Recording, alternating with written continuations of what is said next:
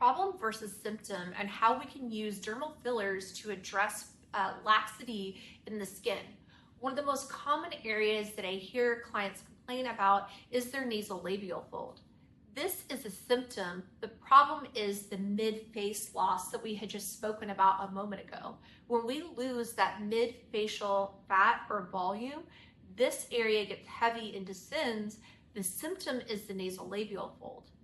If we were to place volume or a filler just in the symptom without correcting the problem, that's where filler can go awry and look a little unnatural because it's not addressing the problem, it's only in the symptom, and it actually creates additional heaviness.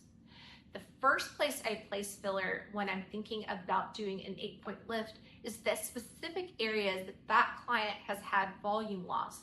We know that when we are addressing those problem areas that we can get away with less dermal filler if we address the problem first and then some of the symptoms last.